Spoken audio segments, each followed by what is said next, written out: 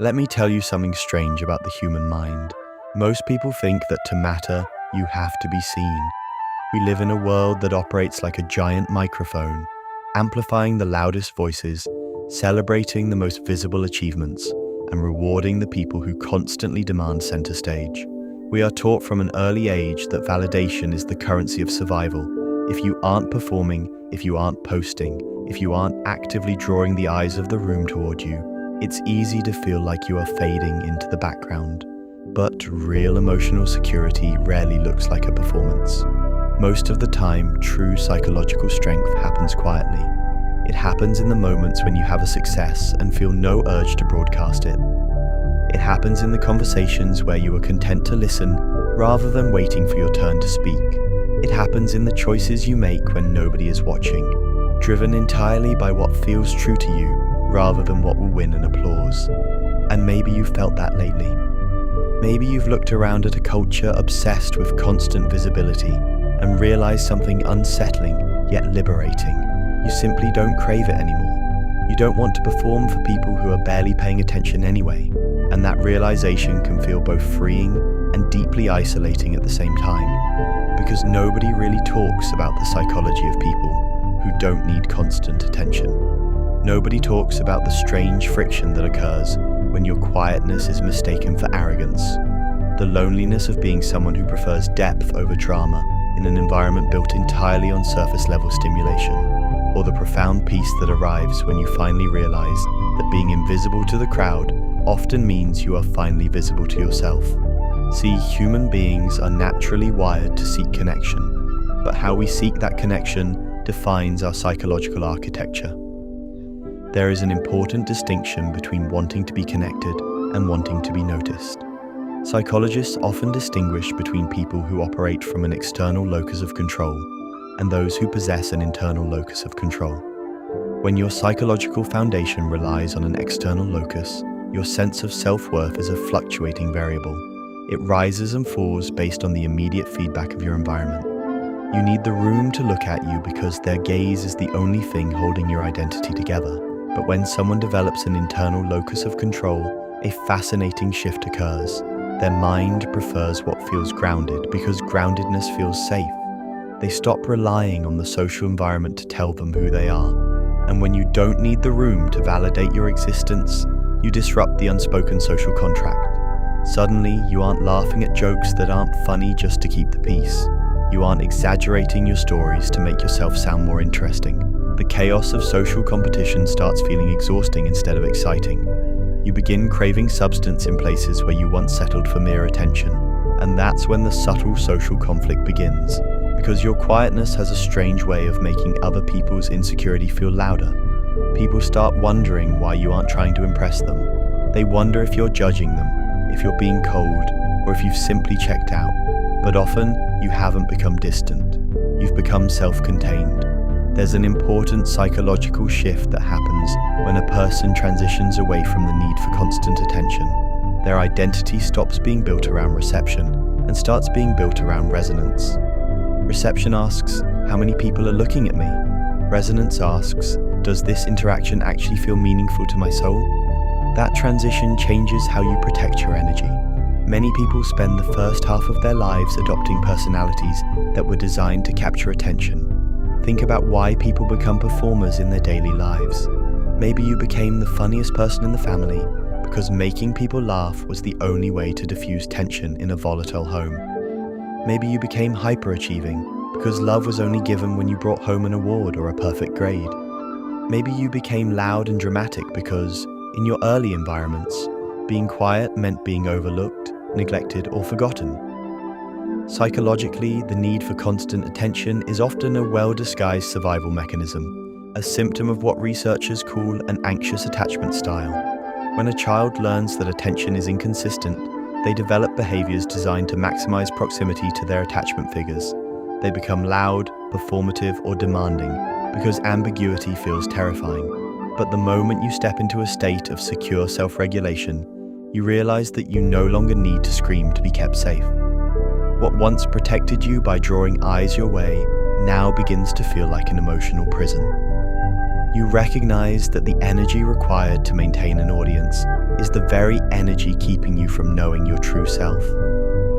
When you stop abandoning yourself for the sake of being noticed, your relationship with validation alters permanently.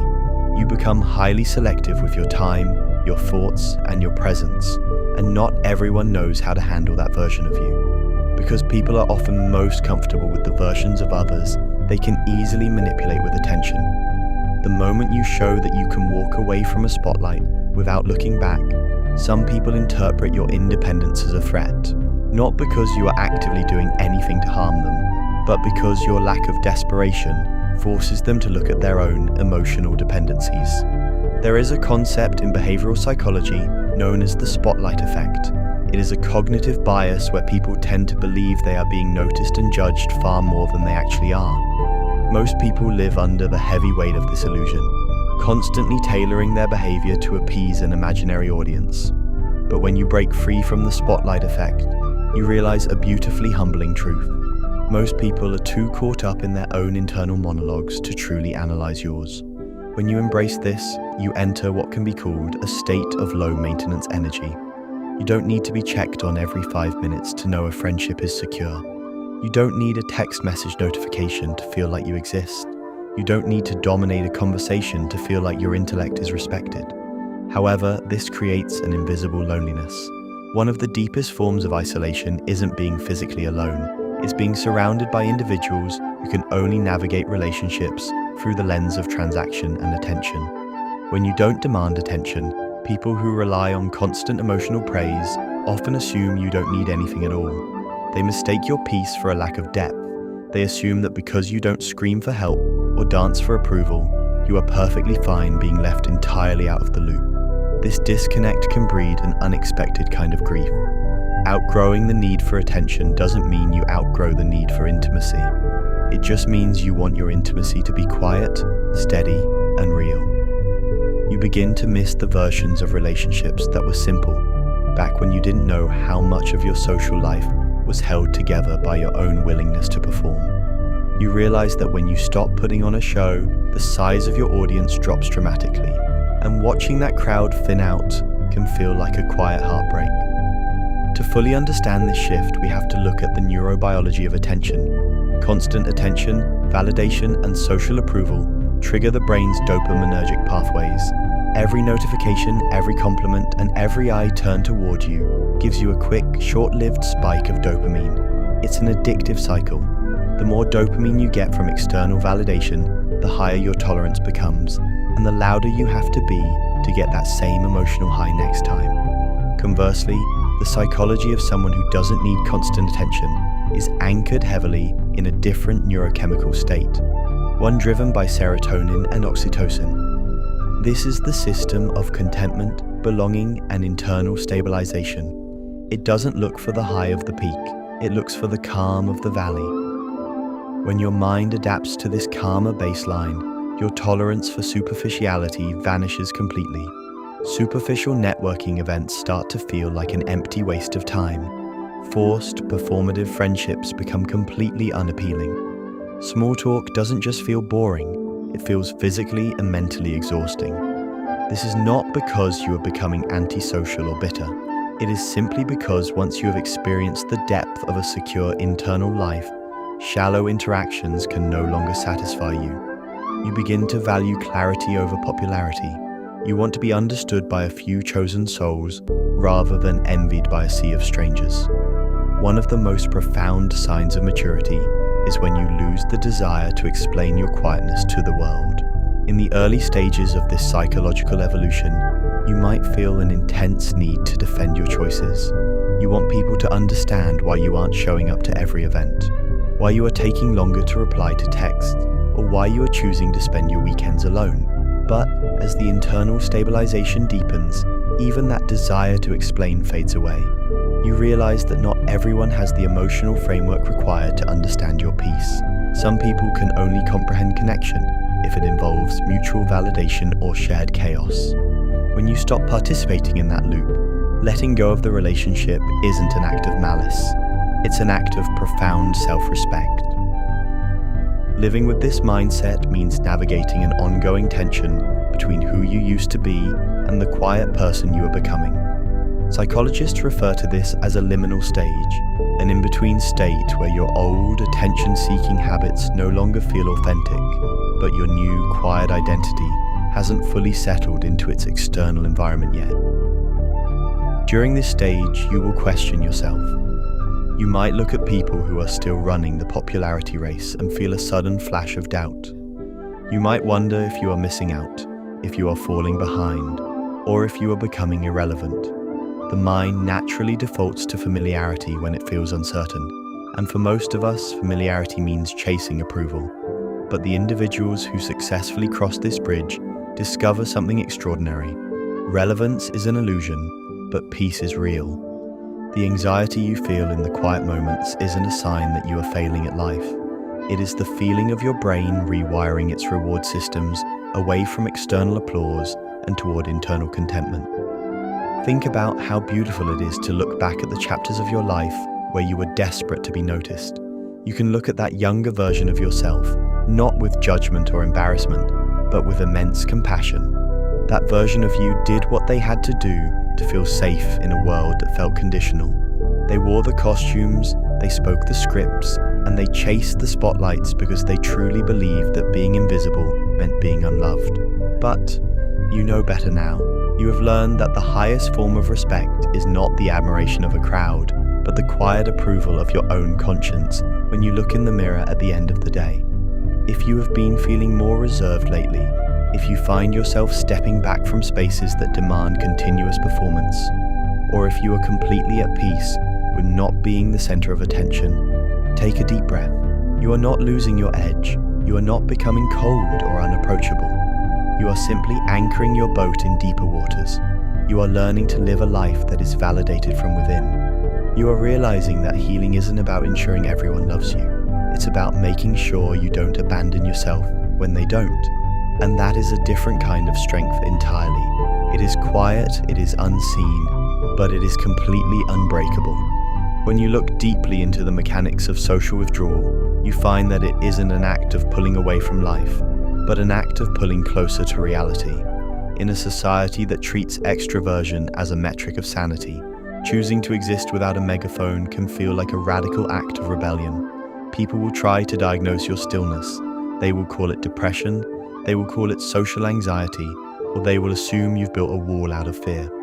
But there is an enormous difference between a wall built out of fear and a boundary built out of self-awareness.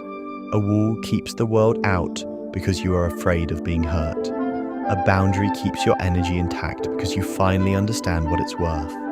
When you reach a point where you no longer need constant attention, you begin to realize that most of the social noise you used to participate in was just an elaborate dance of mutual reassurance. People gather in circles not always to share truth, but to confirm to one another that they exist, that they are valued, and that their social masks are still securely fastened. The moment you step off that dance floor, you stop needing people to reflect an exaggerated version of you back to yourself. You become perfectly content with the quiet truth of who you are, even if that truth doesn't make for an interesting headline or a viral story. This deep psychological shift fundamentally alters how you experience everyday interactions. Consider how much energy is spent on the average social stage. When people walk into a room, there is an immediate, often subconscious assessment of social hierarchy. Who is the most important person here? Who is getting the most laughs? How can I position myself to be perceived favorably? This constant calculation creates a baseline of chronic nervous system arousal. It keeps you in a minor state of survival mode, scanning the environment for threats to your status. But when you give up the need to be noticed, that entire cognitive load disappears. You can walk into a room and just observe. You notice the subtle dynamics that everyone else is too busy performing to see. You see the hidden tension, the silent plea for validation in someone's eyes, the overcompensation in a loud laugh. Your quietness becomes a superpower of perception. You aren't distracted by the need to manage your own impression, which means you can finally see people for who they actually are, rather than who they are trying so hard to present. And that clarity is both an incredible gift and a heavy burden, because once you see through the performance, it becomes incredibly difficult to participate in it ever again. Think about the sheer relief that comes with no longer needing to prove your intelligence, your success, or your happiness to anyone else. When you are truly happy with the choice you've made, you feel no burning desire to convince the world of its validity. If you take a beautiful walk in the morning, the walk is complete in itself. It doesn't require a photograph to prove it happened, nor does it require digital approval to make it meaningful. If you achieve a personal milestone, the satisfaction of the discipline it took to get there is your reward. The public congratulations are just an afterthought. Psychologists call this intrinsic motivation, where the behavior is driven by an internal satisfaction rather than an external consequence. People who live entirely on external motivation are like autumn leaves, blown around by the fluctuating winds of public opinion. If the crowd cheers, they fly high. If the crowd goes silent, they drop to the ground. But when you switch to intrinsic motivation, you develop deep, unshakable roots. The crowd can cheer or the crowd can walk away, but you remain firmly planted in your own reality. Yet, this internal shift often triggers an era of profound interpersonal restructuring. Your old social circle may begin to treat you like a mystery that needs solving. When you don't demand attention, you inadvertently stop feeding other people's needs for transactional confirmation. In many dynamics, relationships are built on a mutual exchange of performance. I watch your show, and in return, you watch mine. If you stop putting on a show, the other person suddenly has to confront the silence. They might feel exposed or unvalidated in your presence, misinterpreting your quiet stillness as a lack of warmth or support. They may try to provoke a reaction from you, digging up old habits or bringing up past vulnerabilities just to see if the old, expressive, attention-seeking version of you is still in there somewhere.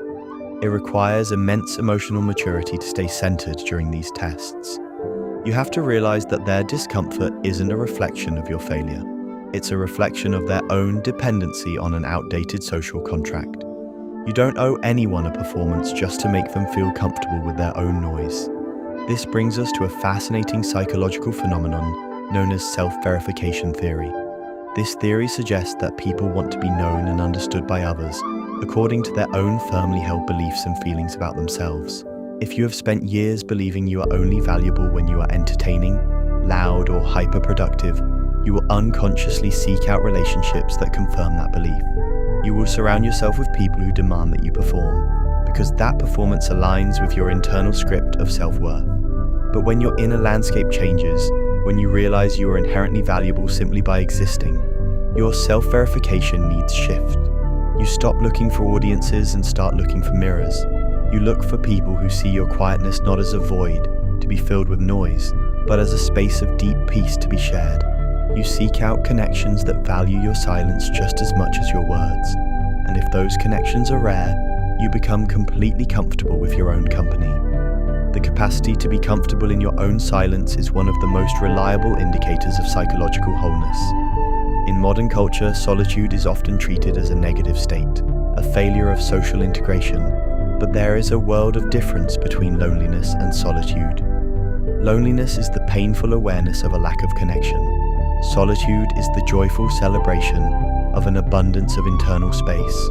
When you don't need constant attention, your time alone stops feeling like an empty gap between social obligations and starts feeling like a sanctuary.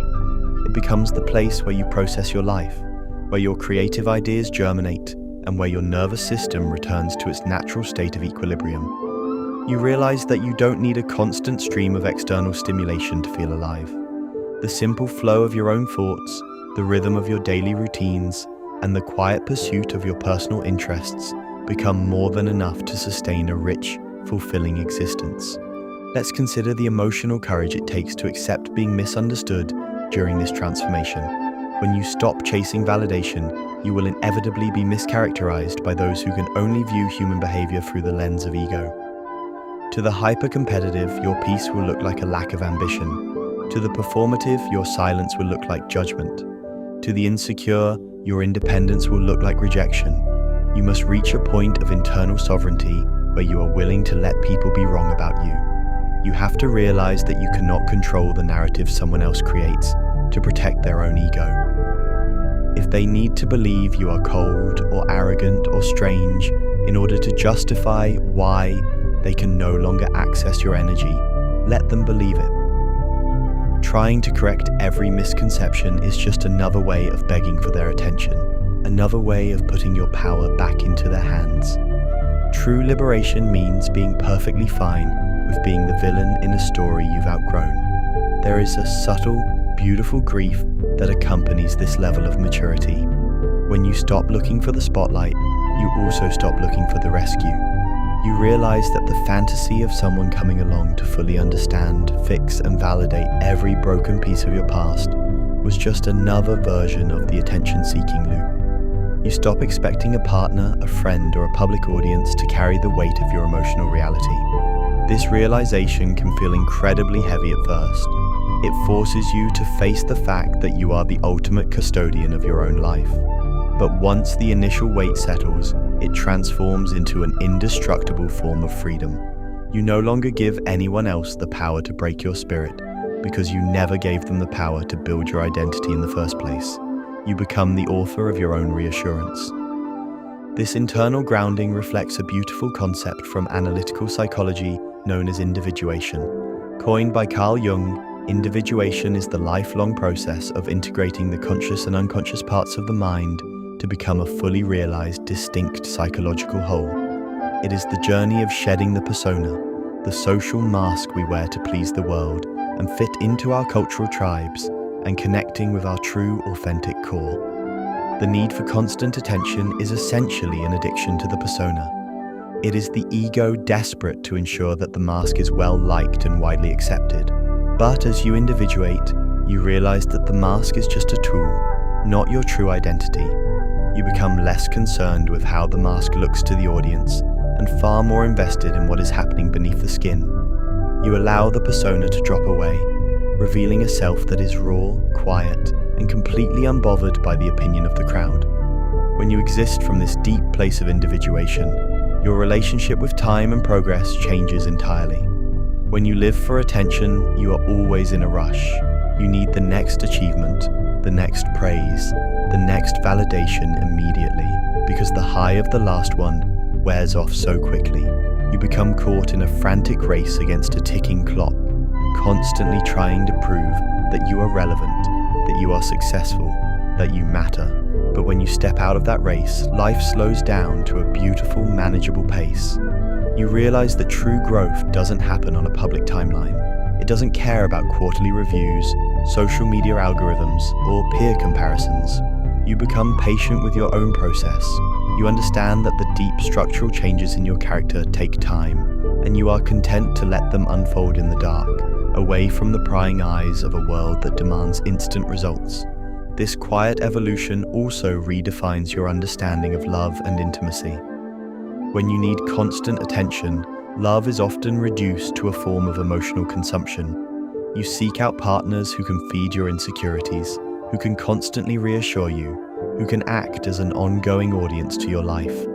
This creates fragile, codependent dynamics that are highly vulnerable to conflict and resentment. But when you are self-contained, love transitions from consumption into contribution. You don't look for someone to complete you or validate your existence. You look for someone to share an already complete existence with. You look for a connection where two fully realized individuals can walk side by side, appreciating each other's presence without demanding constant emotional labor to stay secure. Your relationships lose their frantic, dramatic energy and inherit a steady, nourishing calm that can survive the storms of life. Think about how much lighter your inner world becomes when you stop carrying the burden of other people's expectations. When you are no longer chasing the room's approval, you give up the exhausting job of being an emotional chameleon. You don't have to alter your tone, change your opinions, or twist your personality to fit into whatever social space you happen to occupy. If you are tired, you can just be quiet. You don't have to force an energetic smile. If you disagree, you can just state your perspective or hold your peace. You don't have to nod along out of a desperate need to belong. This radical honesty with yourself creates an immense reservoir of mental clarity.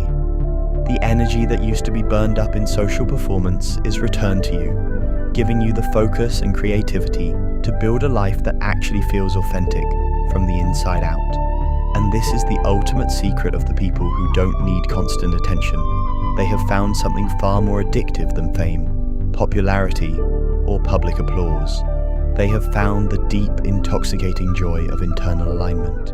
They have realized that the world's praise is a fickle, shallow thing that can be given today and taken away tomorrow for no reason at all, but the peace of an aligned life belongs to you completely.